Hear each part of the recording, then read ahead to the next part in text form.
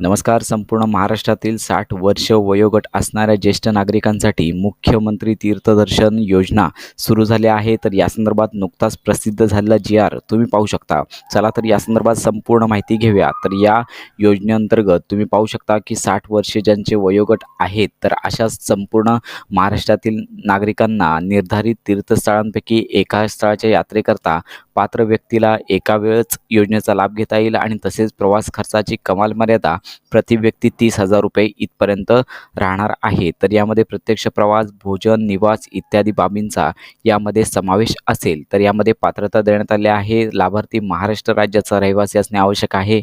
वयवर्ष 60 व त्यावरील ज्येष्ठ नागरिक या योजनेचा एकदाच लाभ घेऊ शकतात. लाभार्थी कुटुंबाचे वार्षिक उत्पन्न 2.50 लाखांपेक्षा 2.5 लाखांपेक्षा जास्त नसावे आणि येथे अपात्रता देखील देण्यात आलेली आहे. तर लक्षात घ्या, ज्यांच्या कुटुंबातील सदस्य आयकरदाता आहे, इन्कम टॅक्स भरतात, त्यांना या योजनेचा लाभ घेता येणार नाही आहे. त्यानंतर ज्यांच्या कुटुंबातील सदस्य नियमित किंवा कायम कर्मचारी म्हणून सरकारी विभागात, उपक्रम मंडळ, भारत सरकार किंवा राज्य सरकारच्या स्थानिक संस्थेमध्ये कार्यरत आहेत किंवा सेवानिवृत्तीनंतर पेन्शन घेत आहेत, असे सदस्य पात्र ठरणार नाहीत. तथापि 2.5 लाखांपेक्षा उत्पन्न असलेले, बाह्य यंत्रणेद्वारे कार्यरत असलेले कर्मचारी जर असतील किंवा स्वयंसेवी कामगार किंवा कॉन्ट्रॅक्टदार कर्मचारी असतील तर ते पात्र ठरणार आहेत. लक्षात घ्या, ज्यांच्या कुटुंबातील सदस्य विद्यमान किंवा माजी खासदार, आमदार आहेत, अशा लाभार्थ्यांना अर्ज करता येणार नाही. ज्यांच्या कुटुंबातील सदस्य भारत सरकार किंवा राज्य सरकारच्या बोर्ड, कॉर्पोरेशन, उपक्रमांचे अध्यक्ष,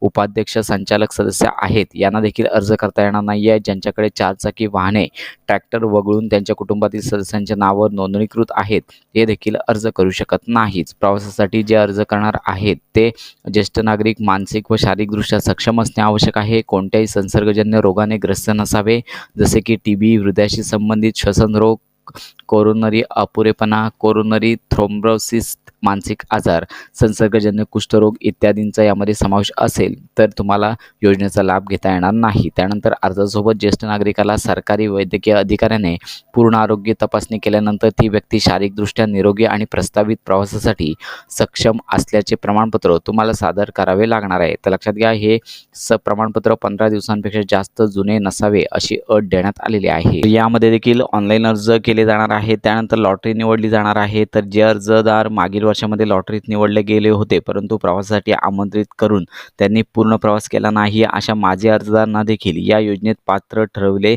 जाणार नाही. तर अशा प्रकारे इथे निकष देण्यात आले आहेत. तर येथे आवश्यक कागदपत्रे देण्यात आले आहे. तर सदरचा अर्ज ऑनलाईन करायचा आहे. लाभार्थीचे आधार कार्ड, रेशन कार्ड लागेल. त्यानंतर महाराष्ट्रातील रहिवासी असल्याचा जन्मदाखला, तेथे डोमासेल प्रमाणपत्र लागणार आहे. तर यामध्ये पाहू शकता की 15 वर्षापूर्वीचे रेशन कार्ड, मतदान ओळखपत्र, त्यानंतर शाळा सोडल्याचे प्रमाणपत्र, जन्मदाखला या 4पैकी कोणतेही ओळखपत्र किंवा प्रमाणपत्र ग्राह्य धरण्यात येईल. त्यानंतर सक्षम प्राधिकारी यांनी दिलेल्या कुटुंब उत्पन्नाचा दाखला, वार्षिक उत्पन्न 2.5 लाखांपेक्षा कमी असल्याचा दाखवावा लागेल. त्यामध्ये पाहू शकता की पिवळे किंवा केशरी रेशन कार्ड देखील चालेल. वैद्यकीय प्रमाणपत्र, पासपोर्ट आकारचा फोटो, जवळच्या नातेवाईकाचा मोबाईल नंबर आणि सदर योजनेच्या अटी व शर्तीचे पालन करण्याच्या बाबतचे हमीपत्र. तर अशा प्रकारे येथे ही डॉक्युमेंट लागणार आहेत. तर अशा प्रकारे ही PDF फाईल देण्यात आली आहे. संपूर्ण वाचून तुम्हाला अर्ज करायचा. अद्याप अर्ज सुरू झाले नाही आहेत. यामध्ये लाभार्थीची निवड कशी केली जाणार आहे यामध्ये देण्यात आलेलं आहे. प्रत्येक ठिकाणच्या प्रवासासाठी जिल्हानिहाय कोटा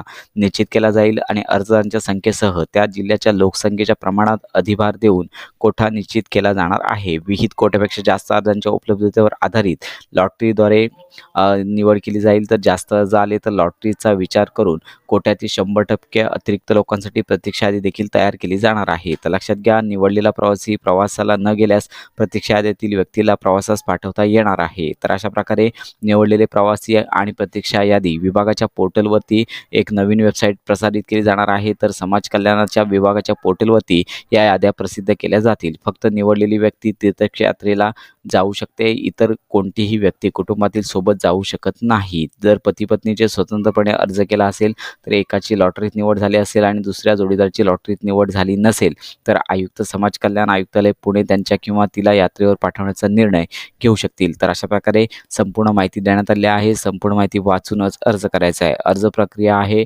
अजून ऑनलाईन अर्ज सुरू झाले नाही आहेत. संपूर्ण माहिती ऑनलाईन अर्ज सुरू झाल्यानंतर आपल्या चॅनलवर दिली जाईल. त्यामुळे ही महत्त्वाची माहिती इतरांपर्यंत नक्की शेअर करा.